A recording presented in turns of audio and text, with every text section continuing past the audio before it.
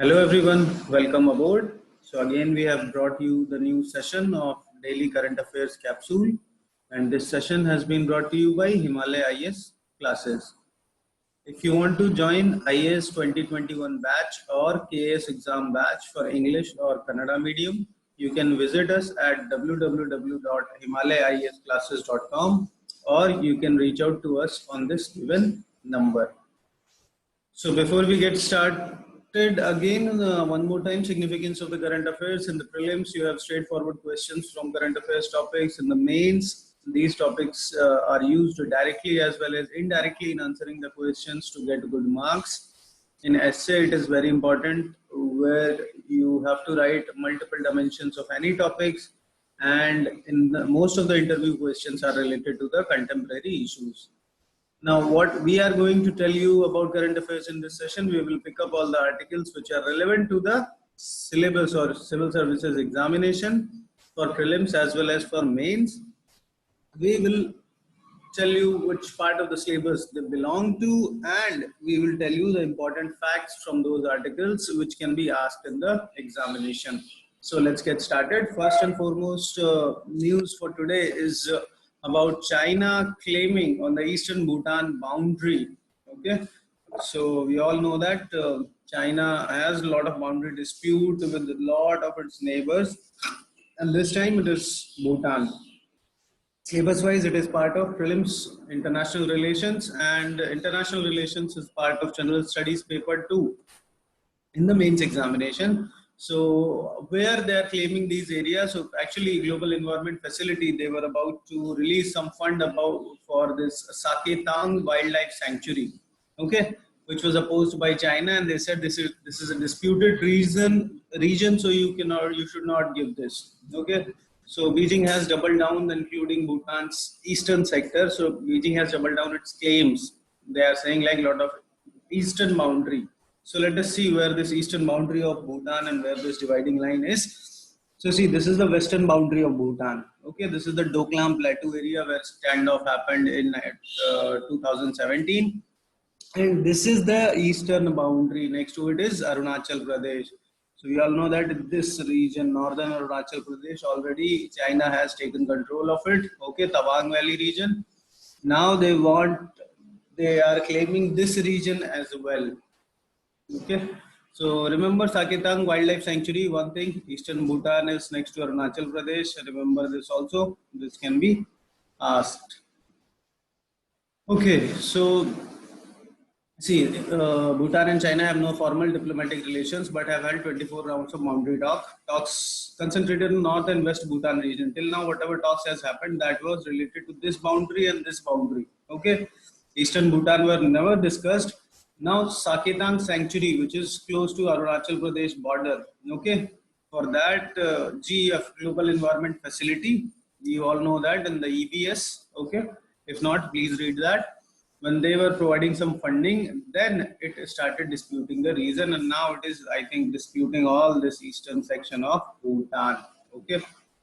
Moving to the next, India must not cast anchor in the Enrica Lexi case. So Enrica Lexi was the vessel or the ship on which two Italian submarines entered into Indian waters, and unfortunately, they killed two of the Indian fishermen. So syllabus wise, it is part of the international relation, and it is part of the general studies paper 2. Here a lot of things, this news article is coming again and again. We have discussed this as well. So here the important takeaway for us for prelims or mains will be, see, the tribunal established by International Tribunal for the Law of Sea, ITLOS, under the provision of UNCLOS, okay, United Nations Conventions on the Law of the Sea. So this tribunal under this law, please remember that, okay, as per this, they have provided immunity to the state officials. This is what is being disputed, so knowing legal details is not our concern. So they have been, it is said that they are guilty and they should give compensation, but they cannot be prosecuted in India. So they have to be prosecuted in Italy. So let us see what will happen there. So please remember under which tribunal of which laws these people have been provided immunity. Next is re-enfranchising the forgotten voter. So electoral reforms, it's a continuous theme, especially in the mains plus essays. Even in the prelims, election-related topics, they keep coming. So this is related to that. Syllabus-wise, it will be part of polity, and polity is part of general studies, paper 2. So sorry about the heading. Okay, ignore this part. So what has happened? So Election Commission of India has made it possible for senior citizen above the age of 65 to vote by postal ballot. See, earlier this was available. This facility to send your vote or cast your vote through postal ballot was only available for the people with disability above 80 years of age. So this is a welcoming step. This is a good step to provide postal ballot facility for citizens, senior citizens above the age of 65. But why not for migrant workers? See, this should be our next step. There are huge population. See, there are more than like 10 crore migrant worker who do not live at the place where they have the voting rights. So such a huge portion of our voting population, they do not have the facility to exercise their vote. There is a facility which is known as electronically transmitted postal ballot system. Okay. Similarly, there are NRIs who live outside India. So there are a lot of people who can't exercise their vote because there is no such facility. So why not to come up with the idea of one nation, one voter ID card or something similar where we can have provisions for this huge segment of Indian population which is not able to exercise their voting rights. Next article talks about the COVID-19 vaccine. So we all know that ICMR once it said that we are trying to launch the COVID-19 vaccine, which is known as Covaxin. Okay, Bharat Biotech firm of Hyderabad is trying to make it. Once they said that they are targeting it for 15th, a lot of criticism and rumors are going on whether it is possible, whether they are compromising on quality or not. So this article again talks about that. Syllabus wise, part of science. Science is part of general studies, paper 3 in the mains. Okay.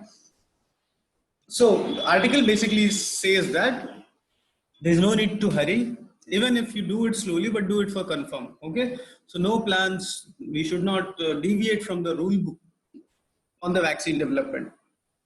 So given the crisis at hand, all the regulatory agencies over the world, they are relaxing the rules to make it fast, to develop the vaccine faster. See, as of now, there are almost 130 vaccine candidates are being tested all over the world. Okay. And what is the thing that is needed, and that's why the approval process of a vaccine is lengthy. The first checkpoint is that vaccine candidate should not sicken the healthy person. Okay, a healthy person, let us say, see, we all know that vaccine is what? It's either deactivated or activated virus only, right? And that virus is introduced into the body in a regulated way so that the body generates the immune response. And when the next time the activated virus will attack your body will already have the response to fight against that virus. Okay. So first checkpoint is that vaccine, the deactivated vaccine, when they are giving it to you, it should not cause trouble to you. And second, it must stimulate the immune system. That's the principle on which vaccine works, just enough to get it produce protective antibody. So these two conditions must be met and there should not be any hurry. Although we should try to do it as fast as possible. Next article talks about how to counter China. So basically it talks about the economic measures which should be taken syllabus wise, part of India, international relations like India and its neighbors, and this is part of general studies paper 2. So basically article's argument is what made the difference between India and China. Both the countries got independence after the Second World War. Actually India got it in 1947 and China got it in 1948. And where the differences came up.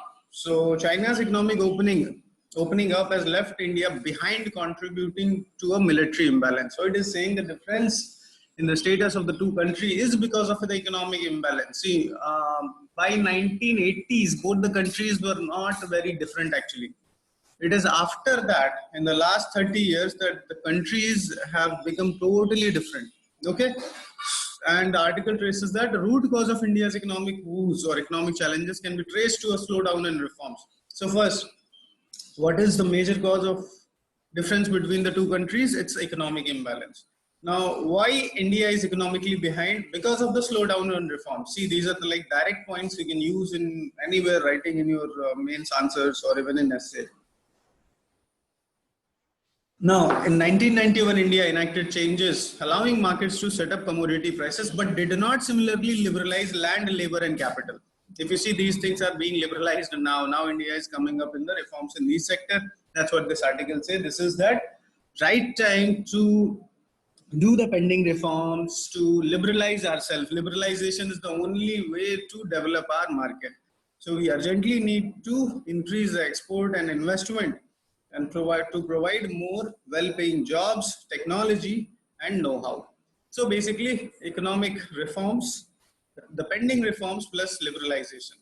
Next article today talks about the food grain distribution that has been increased. So part of the economy, food grain distribution economy is part of general studies paper 3. So here all the schemes which are very important. So one is priority household sector under below poverty line people. Then Antyodaya Anna Yojana, that is also food grain distribution, National Food Security Act, and Pradhan Mantri Garib Kalyan Yojana for migrant labor. So all these schemes are providing food grains to the people, and the Garib Kalyan Yojana has been extended till November, under which 5 kilograms of ration is being provided. So please check all of these schemes. So basically this article tells why this food grain consumption has increased, because all of these schemes are being implemented together. So priority household, Antyodaya Anna Yojana, National Food Security Act, and Pradhan Mantri Garib Kalyan Yojana for migrant labor. Please take a note and check them out. Last article today talks about the Amarnath Yatra, which will be going through a new route. So syllabus wise part of again international relations, which is part of general studies paper 2. So let's just take a look. Usually it goes through Pahalgam in China, and now it will be going through Baltal area of Kashmir. So this is the Mount Kailash located in the Kailash range. This is the Mansarovar Lake, very important place. If you see here, Indus, Satluj, Brahmaputra, it is the origin of all the very important rivers. So please take a look at it in the map. So that was it for today's session, guys. This is a list of do's and don'ts which you can follow in order to maximize your chances of selection in the examination. Please do not forget to like, comment, share, and subscribe to this channel, and to press the bell icon so that you can get notified whenever we upload any new video. So thanks a lot for watching, and please stay tuned for more updates. Thank you.